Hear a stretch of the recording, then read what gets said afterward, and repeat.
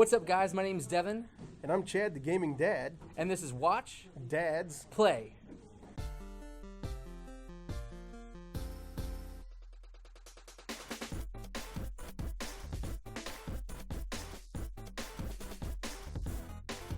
All right, thank you for joining us on location, actually. We are at Retrofest. My name is Devon from Watch, Chat, Play, and this is Chad, the gaming dad. And Chad, who are you? I am Chad, the gaming dad, and I run a YouTube channel called Dad's Games. I'm pretty much a all by myself type of guy. Mm-hmm. Some of these channels have lots of people. Right. I do game reviews, new games, old games. I sometimes do Let's Plays. I have some videos going out to the flea market, places like this, going to conventions. Pretty much just, I'm into video games and retro and new, all kinds of stuff. I've been around since the beginning. That's why I'm Chad the Gaming Dad. I'm not 20 years old anymore like some of these guys, but you never outgrow video games. That's what I always say. Very true. Mm-hmm. So I got into gaming when I was probably 5 or 6 years old, mm-hmm. Started really old school, and then I tell everybody, like, I aged with games. So I saw them when they weren't that great, and then I get to play, amazing games now. Yeah. When did you get started? Well, the Atari came out when I was probably about 4 or 5.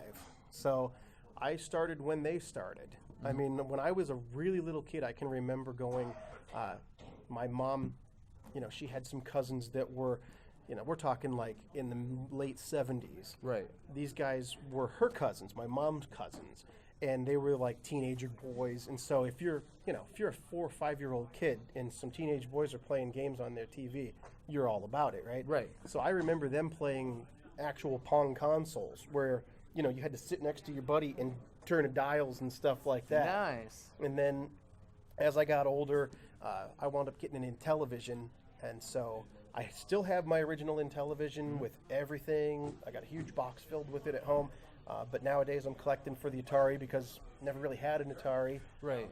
So now I'm kind of catching up on some of that stuff. But I've been playing games ever since there were games, pretty much. I was born at just the right time for Star Wars and video games. That was my entire childhood, was nothing but Star Wars toys and Intellivision and Atari and stuff. Well, you definitely beat me to it, because by the time I came on scene, I remember being little, but I had the regular Nintendo. Mm-hmm. So my brother and I would play, Super Mario Brother and stuff like that. That's kind of where we got started. Yeah. I had seen some of the older models, but I only had. It wasn't until years later that I had a friend who just happened upon an Atari, and then we kind of experienced that a little bit, which I thought was pretty cool. Yeah. But yeah, I never really. I guess I was a couple, maybe 4 or 5 years older than like. What year did you pick up your first console? Oh, I don't know. Probably 79, 80.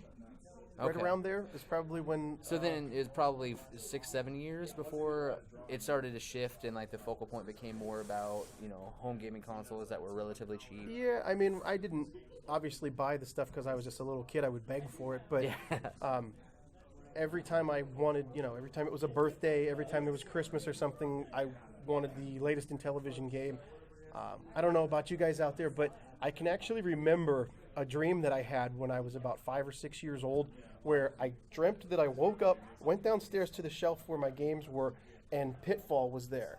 I didn't have Pitfall yet, but nice. I dreamed that I did, and I went downstairs the next morning.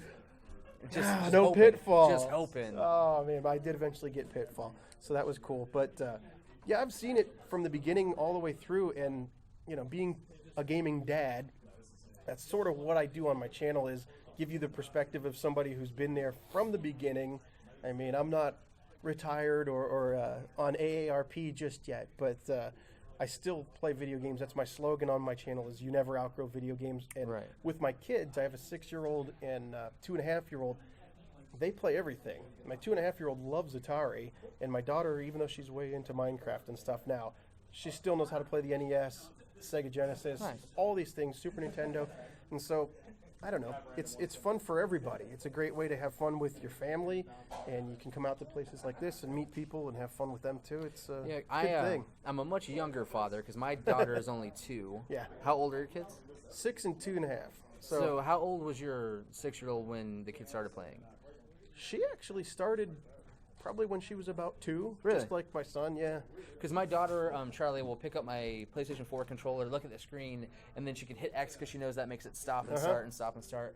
So she's got the button part of it down. Yeah. Obviously, she's a little bit away from like actually sitting down and playing a game and understanding it. But do you have Flower?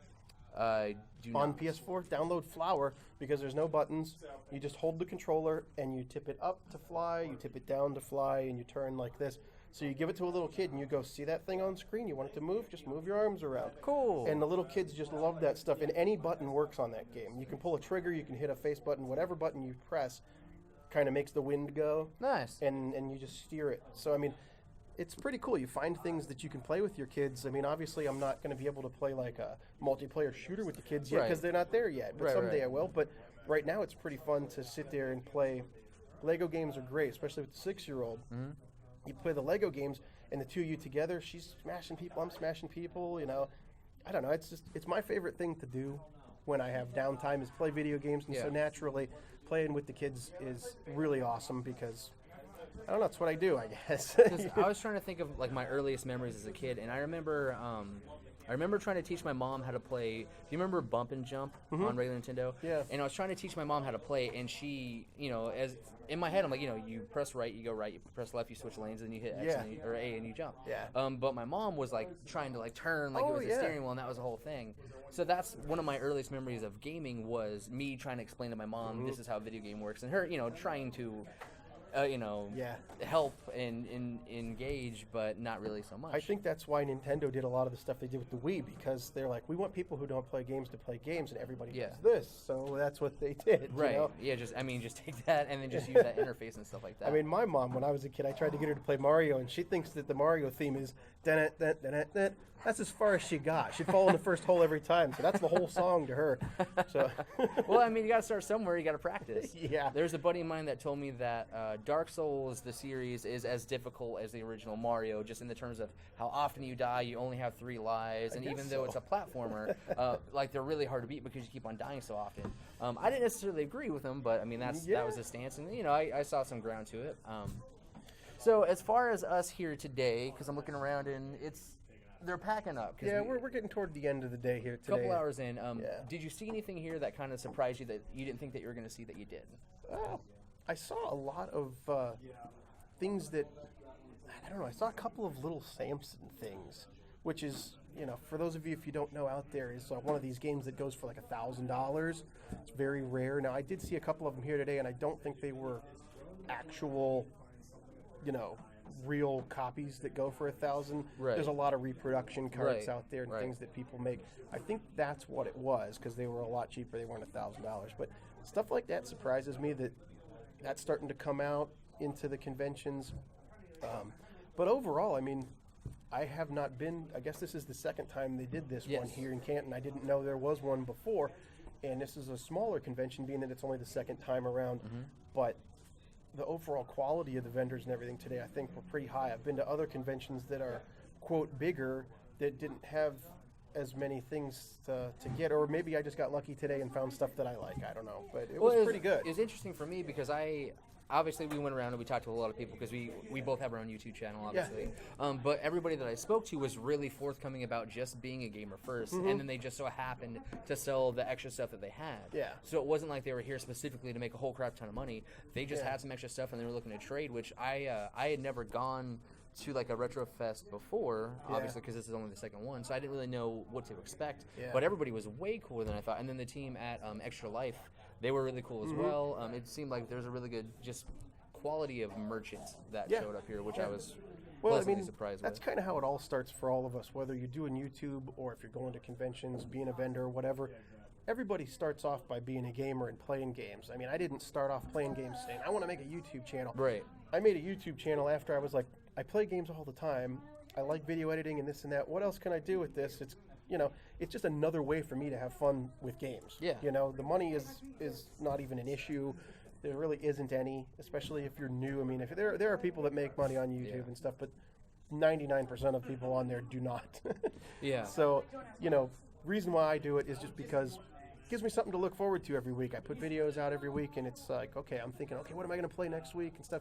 it's just another reason. It's just another excuse for me to go and play a game. And that's what my wife says. She's like, every Friday you're just gonna go and play video games with Cameron. I'm like, well, yeah, but we do a whole show. We spend a lot of time just in video editing and stuff. It's a lot easier to sell it to her when you're like, I have to record something. Yeah, it's Friday. People are waiting Monday. If there's no video, then what happens? It all falls off the rails. Can't disappoint everybody. Yeah, the fans, Danny, the fans. Same thing. We got into the channel just because we were talking earlier. I'm a broadcast journalism major, and I'm a hands-on guy when it comes to practice. Yeah. If I don't put my hands on it, I'm not going to get, I'll get rusty and I'll get worse. So I wanted to think of a way to incorporate stuff that I was interested in, movies and gaming and stuff like that and streaming into this whole broadcast thing. So that's where this all came from. So as far as our editing and our recording and our audio and stuff like that. And if you're out there, anybody that thinks about wanting to do a YouTube channel, even if you don't want to do it all the time, make a video because it's pretty fun. It's a great way to do something else with your games, especially if you like editing and that. And don't be afraid to put something out the first time because the first video you do isn't going to be necessarily the best thing ever. You're always going to come up with new tricks and new things that you can do all the time. It's almost like playing a game all in itself to me because every time I make another video, I try to, like, what other kind of little special effect can I throw in there and this and that. So as you go, you can get better. Don't be shy about putting stuff out there that you're like, oh, geez, this doesn't look like so-and-so's channel. It doesn't have to. Just do something, have fun, and be yourself and put something out there. That's the best thing. Yeah, and have fun with it because as much time as you'll spend behind the camera in editing, in fixing some of the audio if it's a little jacked up, you'll spend way more time doing that than actually the interview. So my interview with Chad, the gaming dad, is the tip of the iceberg for all the other stuff. Linking social networking and doing all the editing and exporting it and compressing it and uploading it. And if you don't have a passion for that stuff, you'll just be miserable. And at least for me anyway, like I legitimately enjoy the puzzle of trying to take all this video footage and trying to chop it up and make it make sense, make it short, make it concise, and make it look good, and then broadcast it and hopefully people watch it and like it. Yeah, ultimately, it's not necessarily about money or anything like that, but anybody who makes a video wants people to watch it, put thumbs up, likes, comments. Even if you hate the video, I don't mind. If somebody puts a comment in there and they're like, you suck or whatever, I usually write back to them and I'll be like, oh, thanks for watching anyway. That was cool. We did a piece a couple weeks ago about the potential of like Sony merging with Nintendo and like broadcasting some stuff through them, and we got some. It wasn't that he was even negative feedback. It was a really opposing point of view. Yeah. But he had done it in such a tactful way that I had not seen in a real long time. Yeah. That it was. I was just taken aback by the fact that he was so opposed to what we were saying. Yeah. But then he just argued his point, which was awesome because I don't know what you've seen on your channel. There's so much of just let me just badmouth you as much as I can, which is sloppy. I think you have to take it with the territory because some people out there. I mean, think about it. The internet is nameless and faceless. You have a fake name and you don't see your face. You don't know who these people are. It doesn't matter. People out there, a lot of people are upset about something, and in order to feel better about themselves, they lash out and they're like, I don't know. I don't personally do it, and a lot of people I know don't do it, but there are some people out there who, if they're mad that day about something and they can't do anything about, say, their crappy job at work or something, they'll go online and say a bunch of stuff to somebody, and somehow that makes them feel better inside. I don't care. I don't take it a grain of salt kind of thing. And if somebody does have an opposing viewpoint and they're not just there to say, you suck, blah, blah, blah, I don't mind that. In fact, I encourage it because if somebody can shine the light on something that I didn't think of, that'd be great. Yeah. I'm open-minded to like different things and what they want to say. Yeah, and constructive criticism I don't think is ever a bad thing. No. If, this is why I disagree with you, and these are the reasons why. That should never be an issue with anybody. But if you're just having a rough day and then you're just taking it out on the internet, which I think is most of what a lot of people is in the comment sections. Yeah, a lot of times it's the younger people too because they think it's cool. Whatever. I'm the old codger out there. Those young kids are the whippersnappers. All right, so Chad, the gaming dad, if people want to check out your site, get in touch with you, do you have Twitter? Do you have the Instagram? Yep. Do you have Facebook? What do you got? Tell the people. I'm on Twitter as Chad Dad's Games, so ChadDadGA. Chad Dad's Games, so it's at Chad Dad's Games on Twitter. Cool. I have Dad's Games on Facebook, and then on YouTube, you can find it. Just put in youtube.com/Dad's Games, and it'll get you to where you need to go. So then, do you have kind of a shooting schedule? Usually, I do a video twice a week. in the middle of the week, hopefully Wednesday or Thursday if I can get them out on time. I try to do something having to do with a video game, whether it's a review or whether it's a retro type thing, something where I record game footage and do something like that, an edited video, right? And then on Friday, I do sort of a vlog, and I call it Father Knows Best because I'm dad, Chad the Gaming Dad. So Father Knows Best is just my thoughts on the week, whatever the thing is. Last week, I was talking about review scores and how in my own personal reviews, I don't give scores because it would only really mean it to me. Right. I reviewed Uncharted last week, or at least did early impressions because I was halfway through Uncharted. And so I was reading all these other reviews where everybody was giving it solid 10s out of 10s and stuff. So that was my vlog on Friday. So that kind of gives you my schedule. During the week, it's about a game, and then on Friday, whatever it is, I'm thinking about. You could send me emails, link it through my YouTube channel or whatever. If there's a topic you'd like me to discuss, I'm open to any suggestions anybody wants. I mean, cool. If there's a game you'd like to see me cover, whether it's, I'm able to capture stuff from Atari 2600 all the way to PS4. So if I have the game, awesome. I can definitely do a video about it. And sometimes even the worst games in the world are the fun ones to do videos on because, even if it's bad, but you're having fun playing it with your friends, it still turns out to be a great experience. Not that the game was, but the experience was. Well, that's my whole point, is that review scores are only as good as the person. It only really means something to the person giving the score, because if a game, say there's a game out there that gets a 1, right? GameSpot and IGN give it a 1. It's terrible, but you love it. Yeah. Something about it you like. You're allowed to still like that, guys. It's okay, Well, because there's a lot of there's a really big issue. Speaking of Uncharted 4, where like you just said, the majority of the reviews are very high, very positive, and stuff like that. Yeah. But then I think it's the Washington Post that gave it a 4 out of 10, and it thrashed the Metacritic rating. Oh yeah. So there's this whole social movement right now. It's a petition that Cameron from Watch Chat Play sent me last night, saying, sign this petition. We're petitioning to get them to remove that score from Metacritic, which that's when you're looking at specific numbers, and it seemed like, from what I read, it seemed like the review from the Washington Post guy was just trying to be relevant and get some stuff out there. And they're trying to engage with a younger audience, which I can't really fault them for. But I think you have a really good point. I think if you put a number on it, then that means you're scaling it specifically. But then if you're doing 1 out of 10, somebody else is doing 1 out of 100, somebody else is doing 1 out of 5. The numbers don't really work out that much, which I don't necessarily like. But if it's just you arguing your case, I think that's more relevant. Because Uncharted will always be more important to me because I love that franchise. Somebody else who might not, might be Call of Duty only, they probably won't get anything out of the Uncharted experience like I would. Oh, they probably wouldn't like it at all. Especially like the multiplayer. The multiplayer in Uncharted, it's very, very different than Battlefield and Call of Duty. I like it just because they have this whole thing with the grapple hook, which I enjoy a lot. Pretty cool looking. And very visually exciting when he's like... swinging around. It's Indiana Jones, and it's a whole thing. I wish it was a lasso, but it's not. That's probably trademarked. It sounds like Indiana Jones' lasso, though, sometimes when he whips it out there. Very much so. I'm surprised they don't. Well, maybe they do. Do they use the Indiana Jones gunshot sound when he's shooting people, too? That... that. I don't... Well, they have enough guns in there that... Yeah. I haven't heard it yet, but that doesn't mean it's not in there. Yeah. Well, and this is just the way I do it. When I do my reviews, I will try to explain who I think this game is for, who would like it, and then also who would not like it. So at the end, I'm like, basically the game would be great for this kind of person, and if you're this kind of person, you might not like it. And then I kind of tell you my thoughts on it, whether I like it or not. Is that the right way to do it? It is to me. Yeah. Somebody else might like doing scores. Somebody else... I'm the kind of guy that says, whatever you do that works for you, that, do your thing. Be your own person, do your thing, man. And that's the thing, when it's your YouTube channel, you can pretty much do whatever you want because you're the one doing the work. Yeah. I think if you work for a different company, say IGN, say somebody else, they have their own policies and procedures and all that you have to adhere to. When it's yours, you do you. You are your own boss. And definitely, if you're going to do a YouTube channel, be you.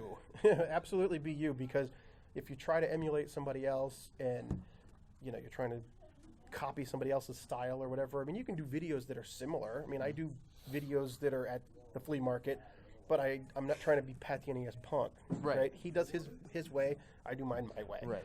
And so find your own hook, find your own niche, and just find your own audience. Yeah. That's why I'm the gaming dad, because that's who I am.